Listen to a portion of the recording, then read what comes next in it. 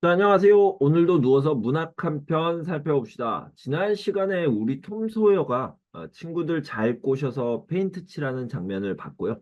또 톰 소여가 베키라는 이쁜 여자애를 꼬시는 장면을 봤죠. 친구도 후리고 여자도 후리는 아주 맹랑한 녀석이라는 거를 알았습니다. 오늘은 다음 이야기를 좀 살펴보도록 할게요. 먼저 친구 하나 소개할게요. 톰에게는 허크라는 친구가 있어요. 다들 잘 아는 친구죠. 허클베리 핀입니다. 톰은 토마스 소여고요.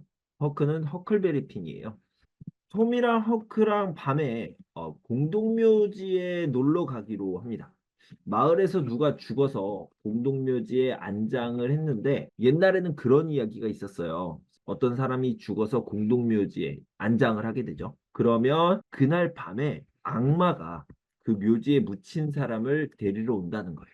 그래서 악마를 구경하러 가는 겁니다. 참 재밌는 아이들이죠. 진정으로 인생을 즐길 줄 아는 아이들이다. 기가 막힌 아이들이라고 할 수 있습니다. 그런데 공동묘지에 가보니까 딱 거기에, 그러니까 오늘 안장했던 그 묘지에 누군가 있는 거예요. 무려 셋이나 있어. 셋이 보이는데, 악마가 왔나? 악마 셋이 왔나?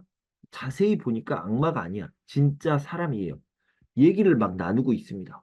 이게 누구였냐면 하나는 인디언 조, 그리고 하나는 머프, 하나는 앤더슨, 의사였죠. 그런데 머프와 앤더슨이 막 이야기를 나누다가 아마 돈 문제 때문에 시비가 붙었어요. 그래서 둘이 몸싸움을 벌이다가 앤더슨이라는 사람이 머프를 제대로 칩니다. 그러니까 머프가 기절을 했죠.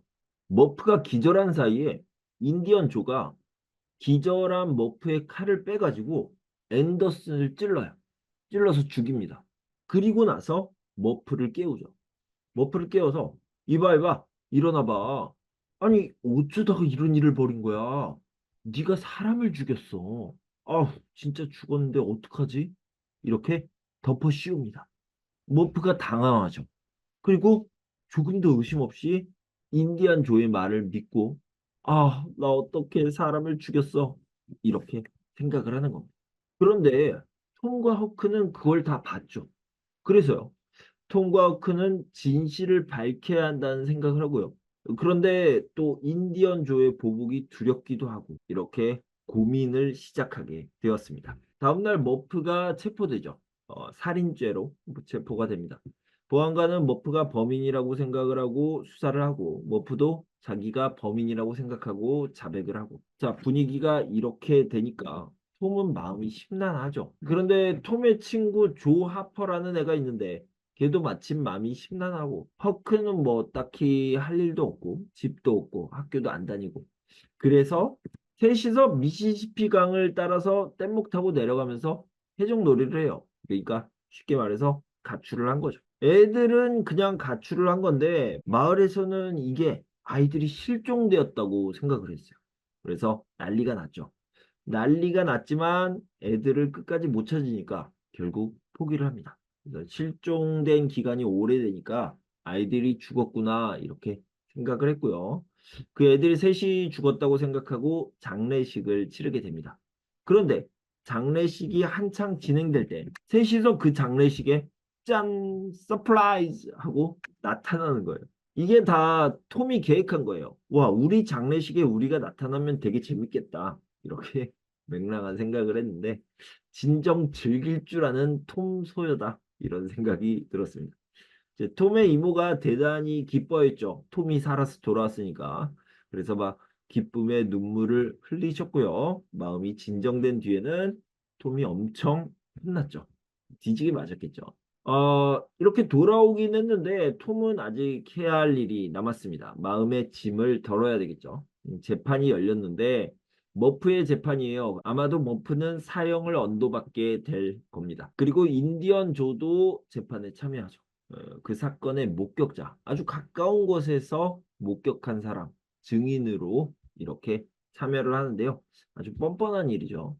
머프가 앤더슨을 죽인 걸 바로 옆에서 봤습니다. 이렇게 인디언조가 증언을 해버려요. 그래서 머프는 사형 선고를 받고요. 사람을 죽였으니까.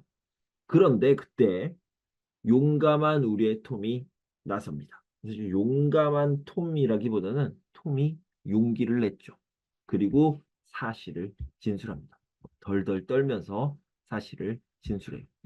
진짜 용기죠. 왜냐면 두려움이 없으면 용기가 아니고 그거는 약간 미쳤다 아니면 뭘 모른다 이렇게 생각할 수 있는데 두려운데도 불구하고 해야 할 일을 하는 거 이게 진짜 용기잖아요.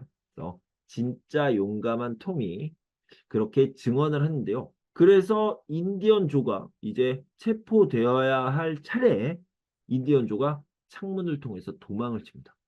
아, 그래서 톰은 이제 진짜 두려움에 떨게 되죠. 인디언조가 언제 와서 보복을 할지 모르니까요. 그런데 다행히도 인디언조가 한참 동안 마을에 보이지가 않습니다. 그래서 톰과 허크는 어느 정도 안심을 하고 살고 있는데 그런데 얼마 후에 마을에 스페인 사람이 들어와요. 벙어리예요. 말을 못하고 귀도 안 들리는 그런 스페인 사람이 등장합니다. 그 사람과 이제 동료 한 사람이 여인숙에 머물면서 여기저기 돌아다니는데 뭘 하는 사람인지 잘 몰라요. 수상한 사람이죠. 그런데 톰과 허크가 우연히 그들의 이야기를 듣게 되고요. 늙은 스페인 벙어리가 사실은 말도 하고 듣기도 한다는 것.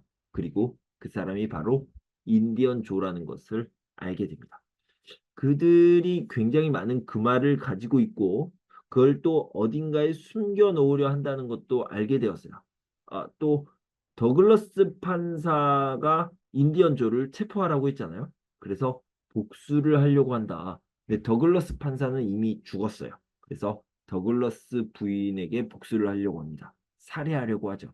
그런 것을 다 엿듣고 이제 더글러스를 지켜야 될 일이 남았습니다. 먼저 허크가요. 마을 사람들에게 막 뛰어가서 부탁을 해요. 더글러스 부인이 위험한 상황에 빠져 있다. 그러니까 빨리 도와달라 해서 허크와 마을 사람들이 더글러스 부인을 지키기 위해서 총격전을 벌입니다. 이렇게 허크가 총격전을 벌이고 있을 때 톰은 무엇을 했냐? 톰은 한가하게 동굴 구경을 하고 있습니다. 아이들과 친구들과 동굴 구경을 했어요. 여자친구랑 같이. 그게 그 톰의 여자친구 베키가 야유회를 열었어요. 거기에 톰도 초대를 한 거죠. 거기 참석해서 한가롭고 즐거운 시간을 보내고 있었습니다. 그 행사 프로그램 중 하나가 그러니까 야유회 프로그램 중 하나가 마을에 있는 동굴에 들어가서 막 구경하는 거였죠. 다들 안전한 입구에서 가까운 곳, 거기까지만 갔다가 다시 나왔죠. 그런데 우리 톰은 그런 애가 아니에요. 그런 캐릭터가 아니죠. 그래서 다른 사람들보다 더 깊이 들어갑니다. 베키를 데리고 좀 더 위험한 데이트를 즐기는 거죠. 그래야지 또 연인들이 가까워지잖아요. 백기를 데리고 이렇게 깊숙이 들어갔는데 얼마나 깊숙이 들어갔냐면 길을 잃어버릴 만큼 그렇게 깊이 들어가고요. 그래서 뭐 어김없이 길을 잃어버립니다. 그렇게 또 동굴에서 고립이 되고요. 이게 얼마나 고립이 됐냐면 동굴에 들어간 게 토요일 낮이었는데 화요일 오후까지 그렇게 고립이 되었어요. 그러니까 토, 일, 월, 화. 무려 4일 동안 이렇게 동굴에서 고립이 되어 있습니다. 그래서 이 톰이 어떻게든 빠져나가려고 4일 동안 계속 이렇게 여기저기 다니면서 실을 연결해가지고 막 여기저기 다니면서 입구를 찾으려고 노력을 했지만 아직 못 찾았던 거죠. 그런데 그렇게 헤매는 과정에서 인디안 조를 만나게 됩니다. 너무 다행히도 인디안 조는 톰과 베키를 못 봤고요. 톰만 인디안 조를 보게 된 겁니다. 자, 4일 동안 노력을 한 끝에 톰과 베키는 입구를 찾아서 빠져나올 수 있었고요. 그래서 마을 사람들에게 구조가 됩니다. 그렇게 지칠 대로 지친 톰은 그대로 뻗어서 2주간 집에서 푹 쉬죠. 계속 자요. 뭐 이불 밖은 위험해. 나는 그동안 충분히 위험했어. 뭐 이런 생각으로 2주 동안 쉬겠죠. 그리고 2주 후에 밖에 나왔는데요. 이런 소식을 듣게 돼요. 그 동굴에서 인디언조가 결국 빠져나오지 못하고 죽었다. 이것을 알게 됩니다. 인디언조는 결국 죽음을 맞이했고요. 사람이 죽었으니까 톰도 가슴 아팠겠지만 또 한편으로는 인디언조라는 무서운 존재가 자기한테 보복할 수도 있는 존재가 죽었다는 게 안심이 되기도 했죠. 자, 그런데요. 그냥 인디안조를 만난 게 아니라 인디언조가 여기 동굴에다가 금화를 숨기려고 했구나. 이런 생각을 할 수 있게 되잖아요. 그래서 다시 동굴로 들어갑니다. 누구랑? 허클베리 핀이랑. 그래서 톰과 허크가 다시 동굴로 들어가서요. 인디언조가 숨겨놓은 그 금화를 찾게 됩니다. 이 보물이 금화인데 엄청 많고요. 톰과 허크는 엄청난 부자가 됩니다. 얼마나 많은 돈이냐면 아마도 은행에 맡겨놓고 이자만 가지고도 생활을 할 수 있을 만큼 그렇게 큰 돈이라고 표현이 된 것 같아요.